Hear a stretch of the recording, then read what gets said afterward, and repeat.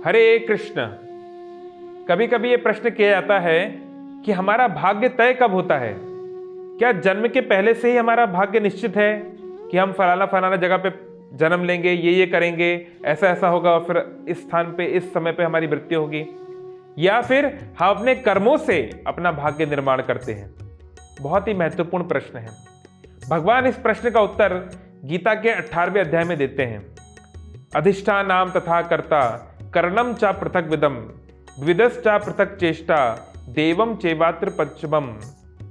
कि जो कुछ भी संसार में होता है इसके पीछे 5 फैक्टर होते हैं, 5 पहलू होते हैं जिनसे कोई भी कार्य होता है। तो उसमें कुछ जो पहलू हैं वो हमारे पूर्व कर्मों के अनुसार होते हैं। जैसे किसी समय पर किसी स्थान पर किस माध्यम से वो कार्य होगा उसका बहुत प्रभाव पड़ता है। जैसे अगर हम शाम के समय पर तेज हवाओं के बीच में माचिस जलाएंगे तो वो नहीं जलेगी, लेकिन हो सकता है कि दिन के समय उसी स्थान पर जल जाए, या फिर किसी और व्यक्ति वो कोई और माध्यम से वो काम करे तो वो हो जाए।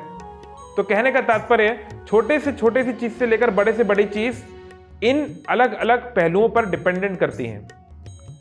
तो कुछ जो चीजें हैं वो हमारे हाथ में नहीं होती, वो हमारे पिछले कर्मों के अनुसार वो ढल जाती हैं। जैसे अगर मैंने साल भर पढ़ाई नहीं की और कल मेरा एग्जाम है, तो साल के 364 दिन मैंने पढ़ाई नहीं की, तो इस कारण से अभी मुझे कुछ भी नहीं आता है। तो ये मेरे ही कर्मों का फल है, क्योंकि मैंने पढ़ाई नहीं की ना साल भर, इस कारण से अभी मेरे ज्ञान का स्तर इतना नीचे है। तो प्रश्न है, कल मैं क्या फेल हो जाऊंगा? हाँ, इसकी संभावना बहुत ज्यादा है कि मैं फेल हो जाऊंगा, क्योंकि मैंने साल भर कुछ पढ़ा नहीं। लेकिन फिर भी इस समय अगर हम एक कार्य करें, जो गीता का श्लोक बोल रहा है, क्या?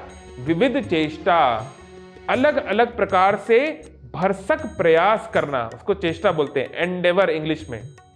तो अगर हम खूब प्रयास करें, बुद्धिमानी से प्रयास करें, सौभाग्य से अगर हमें कोई अच्छा संग मिल जाए, पढ़ने वाले बच्चे मिल जाए, तो हम पासिंग मार्क्स अभी भी ला सकते हैं। और देवम, अगर भगवान की इच्छा हो तो सकता है कि जो थोड़ी बहुत हमने पढ़ाई की है, मान लीजिए 1000 में से हमने केवल 50 क्वेश्चन पढ़े और वही 50 आ गए एग्जाम में, तो हो सकता है हम टॉपर भी बन जाएं। तो इसलिए एक तो है, इस समय हमें अपने प्रयास पे ध्यान देना चाहिए। जो कुछ जीवन में हो रहा है वो जिन कारणों से हुआ उनको हम नहीं बदल सकते, लेकिन उस परिस्थिति पे हम कैसे रिएक्ट करते हैं, हम उस परिस्थिति को कैसे झेलते हैं, ये हमारे हाथ में आज भी है और ये भाग्य को बदल सकता है। लेकिन प्रायः जीव इसको नहीं कर पाता, क्योंकि वो प्रकृति के नियमों में इतना बंध जाता है। इसलिए बोला गया है कि अप्रारब्ध फलम पापम कूटम बीजम फलोन्मुखम क्रमएव प्रलीयते विष्णु भक्ति रतात्मानम। अगर कोई सिंसियरली विष्णु भक्ति, कृष्ण भक्ति कर ले तो भगवान चाहे तो उसके प्रारब्ध को भी बदल सकते हैं।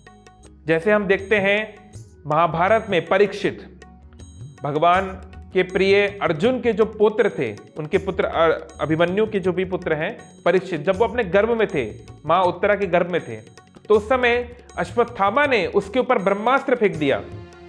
अब किसी व्यक्ति के ऊपर अगर ब्रह्मास्त्र आता है यानी उसकी मृत्यु निश्चित है, अब उसे कोई नहीं बदल सकता। ब्रह्मा जी को ही विधाता कहते हैं। इस संसार में पहले जीव तो ब्रह्मा जी हैं, बाकी सब तो बाद में आए, क्योंकि ब्रह्मा जी साक्षात भगवान नारायण से आते हैं। तो यहां पर हम देखते हैं कि अश्वत्थामा के हाथों परीक्षित की मृत्यु निश्चित है, लेकिन जब भगवान किसी पे विशेष कृपा कर दें तो भगवान अपने ही बनाए हुए नियमों को तोड़ देते हैं कभी कभी।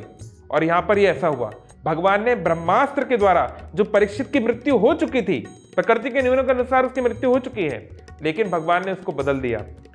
क्रमणेव प्रलीयते, एक एक करके भगवान सारे पाप फलों को, सारे कर्मों को नष्ट कर सकते हैं चुटकी बजाते ही।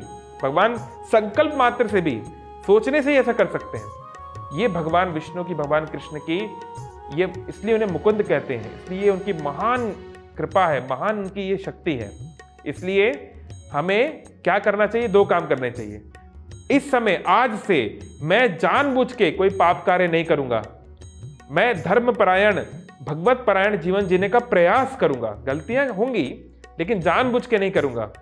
ये जो 4 रेगुलेटिव प्रिंसिपल हैं, इनका मैं पालन करूंगा और मैं आज से ही भगवान की भक्ति करने का प्रयास करूंगा। मतलब जो कुछ मैं करूंगा भगवान क्या उससे प्रसन्न होंगे कि नहीं, भगवान ने क्या बोला है शास्त्र में, उसके अनुरूप करने का प्रयास करूंगा, भगवान की प्रसन्नता के लिए करूंगा।